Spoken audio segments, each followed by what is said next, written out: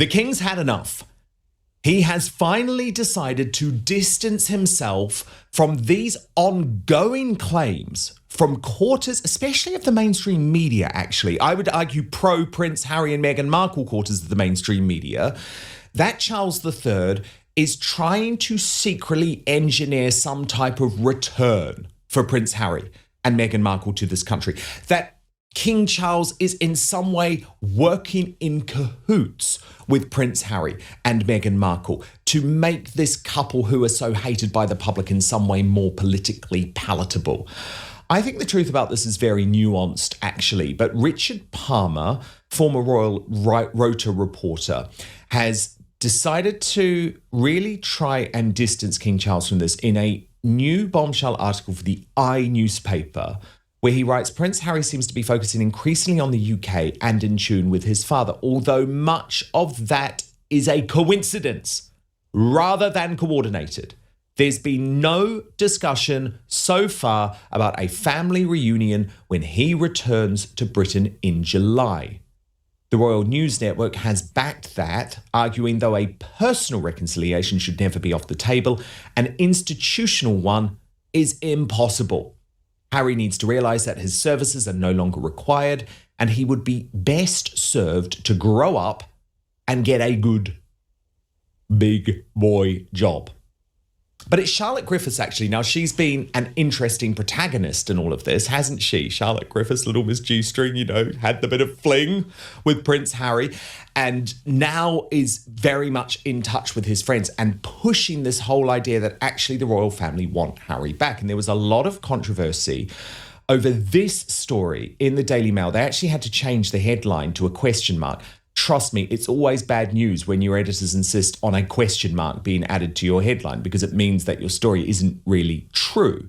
But she writes that one of the king's newest and most trusted aides has vowed to repair the rift between Princes William and Harry to spare the monarch from further great pain. Now, this is Theo Rycroft. He's the former diplomat who became Deputy Private Secretary to the King in February. And she reports that he has made it his, quote, number one mission and career ambition to reunite Harry and William. Sources say Mr. Rycroft, married to Flora Astor, half-sister of Samantha Cameron, so this is a well-connected dude, believes the situation has become, quote, effing ridiculous and is keen to resolve it urgently for the king's sake. One source said he thinks it's time to knock their heads together. The mood is not wrong. Theo's a very reasonable guy and incredibly nice, and he completely gets that this is a source of great pain to the king and wants to help him resolve it. He sees his job as helping the king resolve it. His determination comes amid speculation the king may meet Harry when he flies to Britain from his California home in July to help prepare for the Invictus Games in Birmingham next year. That would be a big mistake. Don't do it, Charles. But whether Mr. Rycroft can persuade William to meet his brother too may be a tall order. Let me tell you, Charlotte Griffiths, it ain't happening. William has allegedly barred any mention of Harry in his presence. That's true, following damaging revelations in his memoir, Spare. Friends of Mr. Rycroft say he has quickly gained influence within the king's inner circle, not simply because of his establishment connections, but because of his reputation as a calm and politically astute operator capable of navigating difficult personalities and delicate situations.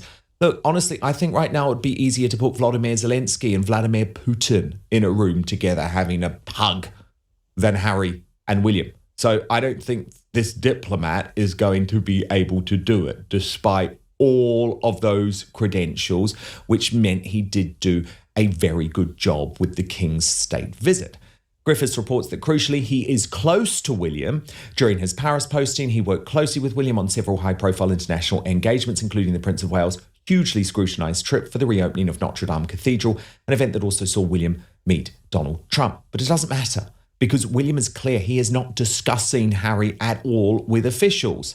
But one insider said Theo believes that Harry and William need to be forced to shake hands and allow Charles to repair his relationship with Harry.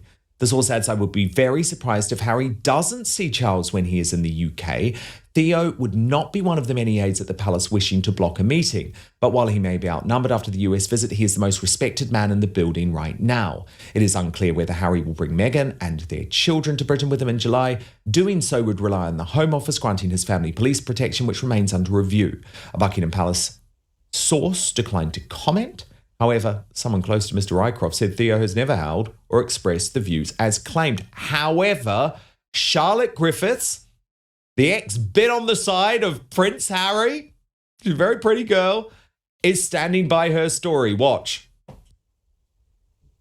So there's a new royal aide in town, and his name is Theo Rycroft, and he's become this kind of great white hope for King Charles and any hopes of repairing his relationship with Prince Harry, and even possibly repairing the relationship between Prince William and Prince Harry. And the reason is because Theo is this incredibly nice man, and he's also incredibly talented as a diplomat. In fact, it was him that got Charles and Trump getting along so well during the US state visit last month. And then also when Prince William met Donald Trump in Notre Dame last year, it was Theo behind the scenes greasing the wheels and making sure they all got on, despite their differences over issues like climate change. Anyway, so people think Theo is this absolute diplomatic genius, and everybody thinks he's marvellous and kind and nice. So the current rumour doing the rounds at the palace is that maybe Theo can smooth the way between William and Harry and get them to shake hands. He's not being over-optimistic, let's face it, there may never be anything more than a handshake, but just to get them in a room together, vaguely being civilized with one another for the sake of King Charles, who after all has got cancer and is going through a lot at the moment. He just did state parliament opening. He's a very busy man. And Theo apparently sees it as his duty to help the king and help make the king's life less stressful. And of course, one major source of stress is Prince Harry. Obviously, the palace aides are very much saying, oh, of course, that would be overstepping his duties. He would never express such an opinion. Aides are always neutral. But this is the rumour that I'm hearing behind her. Well, many in royal circles disagree, including Paula Frolic, the woman behind Paula Frolic Uncensored on Substack and YouTube, who says that actually perhaps the most striking revelation in a conversation from a source of hers close to the palace, directly addressing the persistent talk of a Project Thaw between Harry and the royal family, was that no one ever wants to see Meghan again. And who can blame them? Paula reports from her source, I spoke to one of my very good sources and no, there is no Project Thaw. The reason why is that, yes, the king would like to see his son and his grandson. No one ever wants to see Meghan again, but they understand Harry is fully untrustworthy and so therefore they can't be around him.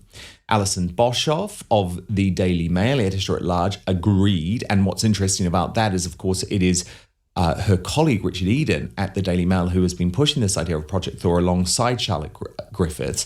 But she told Paula, I think there are a lot of people who think Harry is very untrustworthy.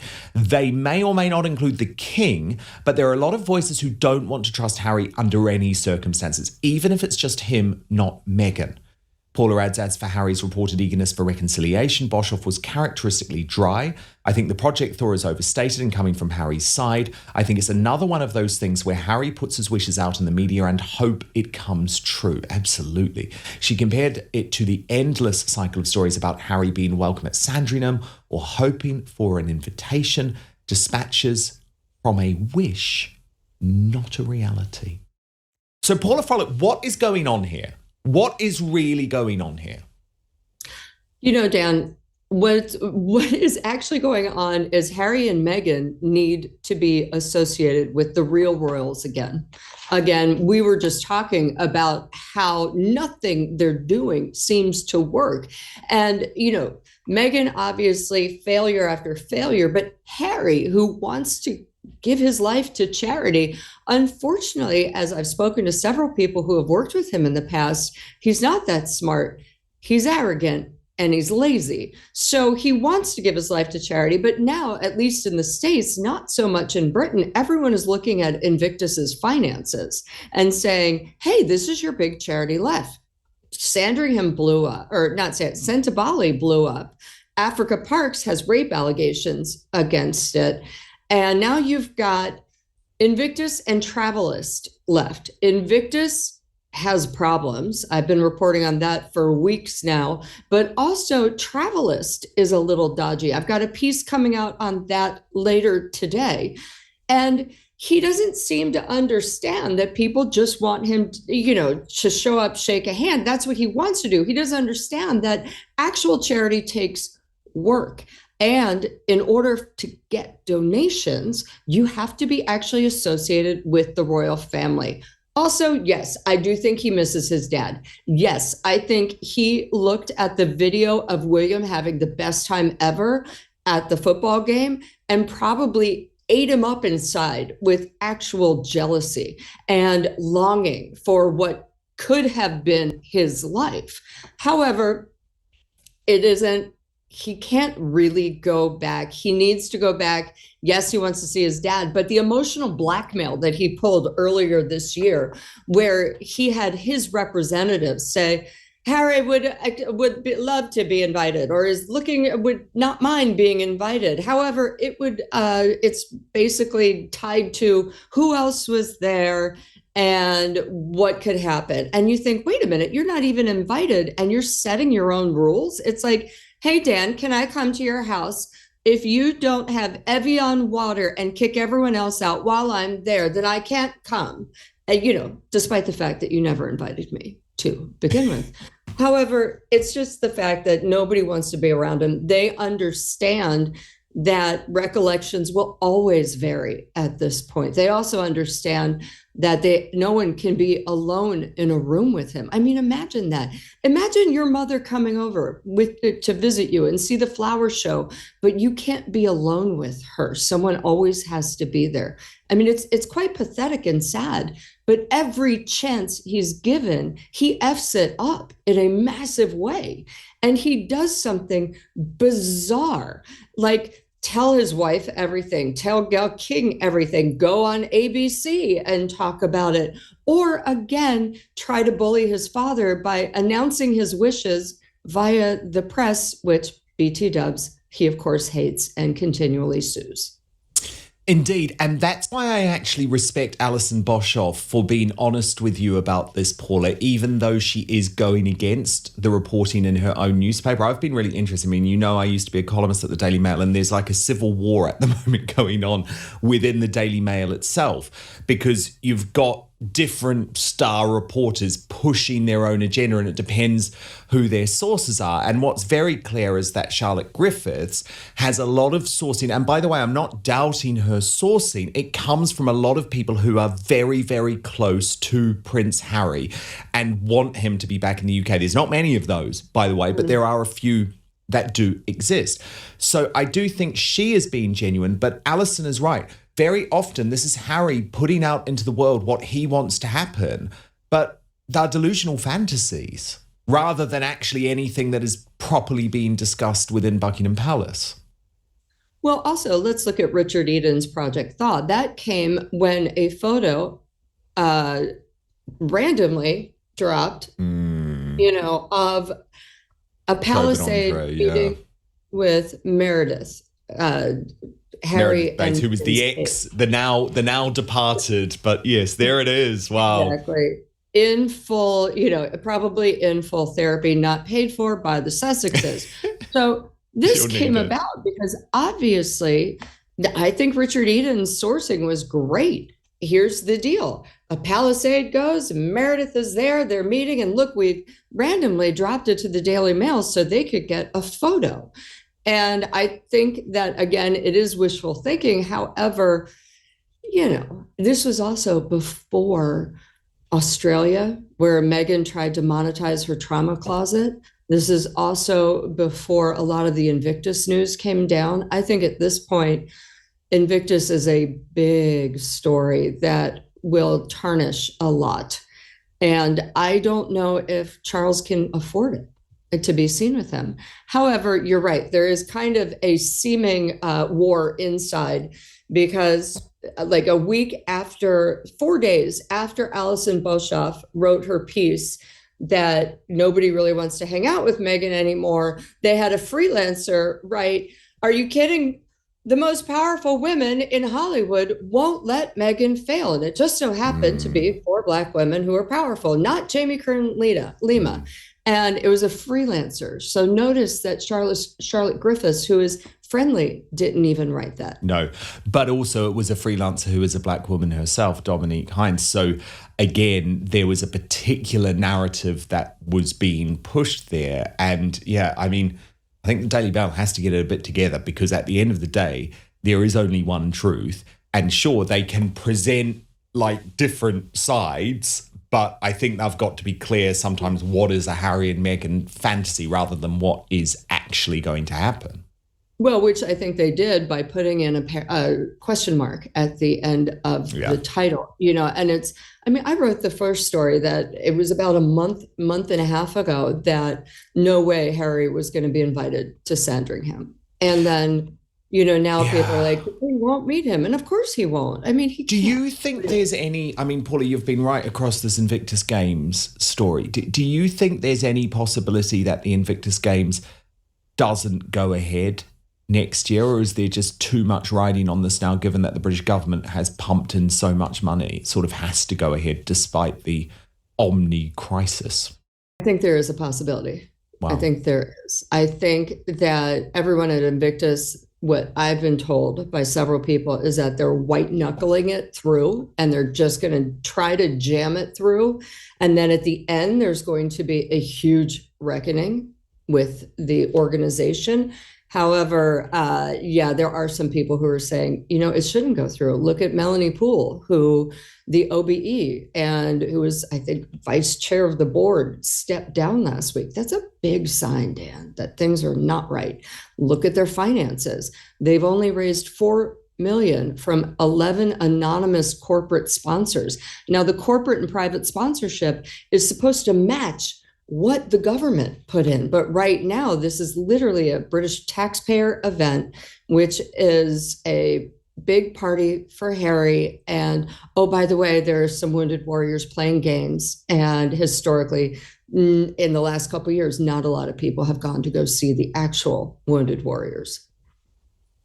Indeed, indeed. Now, speaking of the Daily Mail, I did enjoy Jan Moi ripping apart, but also celebrating the wedding picture release from Prince Harry and Meghan Markle this week. But let's be honest, it was coming from Meghan, wasn't it? The release of these wedding pictures. It all comes from Meghan. She thinks she's the social media guru of the family. And so, she never lets anyone forget she had something called the TIG, which I never knew about until, of course, she started dating Prince Harry. And when I did, I looked at it, it was very derivative of Reese Witherspoon, Goop, whatnot, right? So, of course, she's the one behind all this. Harry, I don't even know if he knows how to work out how to do multiple photos on a No, post. and she's like, it's cool, Harry.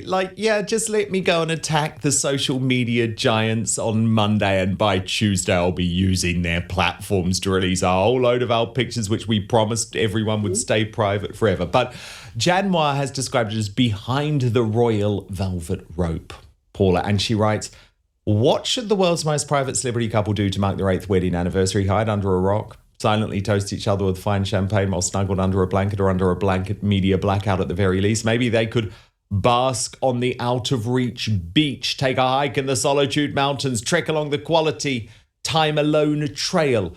Or here's a bold idea. Why not go crazy and post dozens of previous unseen photographs of your incredibly private 2018 wedding for millions of nosy Parkers like me instead? Yes, you were right. That same wedding where the bride and groom strictly enforced a no cameras policy, with guests required to hand over their phones and cameras to ensure Meghan and Harry enjoyed the total privacy they have demanded and exacted from everyone except themselves since day one. For we all know that when it comes to the Duke and Duchess of Sussex, privacy is a highly prized territory which they often choose to invade themselves, on behalf of themselves, for the benefits of themselves. They do this when the occasion suits, when the going is tough, when there is mercantile advantage to be had in slyly reminding everyone just how special and royal they are. It seemed a remarkable development for a woman who so desperately cleaves to the shadows, unless she has a scented candle or a spaghetti recipe to sell. But what can I say except that I am here for her? What joy! Never in the history of staid Windsoردom has there been such a candid peek behind the velvet rope of a major royal event. Princess Anne grilling sausages at Balmoral, or Queen Elizabeth taking tea with Patty and Bear have got absolutely nothing on a squiffy-looking Prince Harry and a static Meghan suction kissing like a pair of randy squids at the Frogmore House evening reception. Elsewhere, there are shots of the couple enjoying some privacy in the vicinity of St George's Chapel immediately after the ceremony. There are images of the private afternoon wedding reception with Meghan giving her new husband that special 20 pies saucer eye gaze she learned on the first year of her starlet acting course at Big Ham College, Hollywood, along with intimate shots of the glamorous twosome sharing their first dance as a married couple. There is also more recent down-home footage of Harry presenting Meghan with an anniversary cake and Meghan giving Harry a statue of two penguins to symbolise their love. Perhaps not strictly because the exhibits quite a few penguin characteristics. Flightless, thick, blubber, take your pick, but apparently because they once dressed up as penguins for a fancy dress party. Why has Meghan done this? Do the wedding images capture the rapture of the day or a raptor at play? Perhaps it is because all the Sussexes have left to sell is themselves. More cynical types might see the release of these photographs, which will be republished by newspapers around the world, as yet another crafty marketing strike designed to remind possible commercial partners, streaming companies, and jam jar manufacturers of the seam of pure old English gold that runs deep in the Sussex mind. They are royal, and don't you ever forget it. Some of the images are indeed happy and glorious, for we were all back in the land of enchantment then, with no idea of what lay ahead. Back then, Meg World was new and Harry looked happy. We didn't know about the bridesmaids, tight fights, the incident with the dog bowl of the night, the meltdown when Kate didn't want to lend Meghan her lip gloss. And Paula, I do wonder how you felt about seeing these pictures, which do show a totally different side of the royal wedding. Like, this wasn't a classy affair. A very quick but personal message from me to you to let you know that the best way you can support Dan Wood and Outspoken is to subscribe to my Substack at www.outspoken.live. Substack is a free speech platform that protects me from big tech cancellation and lawfare.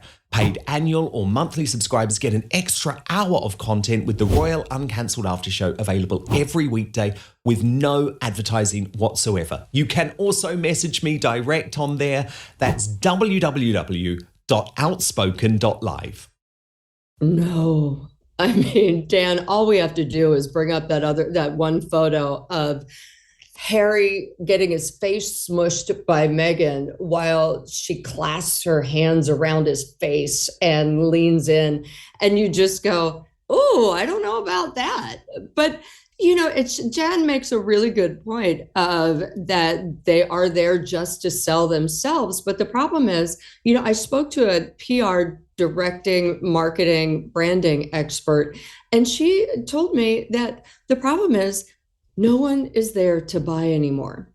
Nobody wants to buy them. They will all look, they will all watch the car crash, but it's okay. We don't want them. We just want a looky-loo, kind of like Jan, and it's interesting too, what I found about these photos. There are a lot more photos of Meghan alone. Yes, there's some interesting things in the background, as you pointed out, with Harry looking like he's having a stern word with Catherine's nanny, but there are no pictures of her mother. Usually on a bride's wedding day, you have photos of a bride and her mother being very close, the mother helping her, whatnot. There are no photos of any of the royal family, none of Prince Charles close up. There is one where he's in the background, and I get it. Maybe they're trying to respect the royal family, but where's the photo of Doria? Instead they put up this weird photo of Elton John singing at a piano that is reminiscent of the time he sang at Diana's funeral. It was so weird. Also, it's your 8th anniversary. It's not a big deal. What are they going to do for their 10th? And you hated this wedding. Yeah. You have moaned about this wedding. Look. Well, also, it's not your real wedding, because didn't you tell Oprah you were actually married 3 days before? That was a big fat lie. Was that photo? That was a big fat lie. But no, I think, Paula, it's like everything with them. They have totally changed their view on this wedding. They loved the wedding, then they hated the wedding. Now they look at the wedding and think, oh God, things were good back then. We didn't even have to pay for this. Like, 100%. what were we thinking? We could never afford a wedding like that today. You know, so it's a bit like not only trying to remind the world, it's trying to prove to themselves this is what we used to have. It's quite sad because life changes, right? You know, it's like I used to be in the mainstream media where we had massive budgets and huge cameras and everything, but you can't want to harken back to an old life. And the problem is Meghan has so many regrets actually about what she's done because she has played it so badly. And we know Harry has more than a few regrets. I actually think Meghan's only regret, I actually think Meghan's only regret is the fact that she doesn't have access to the free castles, to the free weddings, the free parties, and the frippery around the royal family. I think she genuinely hated everything else, but she really liked, as we know, she loves a freebie, and she really liked a free wedding. She really liked everything that the taxpayer could afford her. And yeah, she's probably looking back on that going, dang it, I wish we still had that. However, Harry, I think, looks back on it differently and thinks, dang it, I wish I still had my family and my friends. Totally, because it was like so much better then. But we warned you. Warned you, and we knew that you were going to feel this way, and William knew that you were going to feel this way, and you didn't listen. So actually, it's quite funny, and we just have to think it's funny. It's quite funny that now all of a sudden we're actually realizing that this wedding was not a classy affair at all. But Paula Frolic, you are a very classy affair, and you must subscribe to Paula Frolic Uncensored for so much more brilliant analysis of the British royal family. So much more besides, of course, because Paula also covers, I guess, the intersection, you might say, of royalty with pop culture stateside. And I absolutely love the Substack. And Paula Frolic Uncensored is also now on YouTube too. It's so much better than that other uncensored channel. I can't even remember his name. Want to forget it. Paula Frolic Uncensored. Thank you so much, Paula. Great to have you on Outspoken. We will speak very soon. And of course, if you do want to subscribe to my Substack, you can do so at www.outspoken.live. That is where the Royal Uncancelled After Show broadcasts in full with no advertising whatsoever, Monday to Friday, twice the length of what you may have just watched on YouTube, with no advertising, as I said, but also a chance really to watch live or on demand, whichever you prefer. The bigger point about Substack, though, is it's a free speech community. It is not controlled by the big tech nasties, and it allows me to be completely independent, outside of the mainstream media, outside of the royal rota. I only work for you. So lots of people ask me, what can I do to support Outspoken? What can I do to support this new media revolution? Effectively, sign up to my Substack if you can afford the monthly membership. It's literally £5 or £6 a month, about the cost of a price of coffee in most places in the world. Of course, I understand, though, that's really difficult for a lot of people, especially right now. So you can subscribe completely for free as well. And I thank you from the bottom of my heart. Dan Wootton Outspoken is your no spin, no bias, no censorship outlet for independent news. We have no big tech backing or billionaires pulling my strings, but that does mean I need your support. So please hit subscribe on YouTube, turn on the notification bell, and subscribe to Dan Wootton Outspoken on Spotify or Apple Podcasts. It's totally free, but allows me to continue my promise to always keep fighting for you.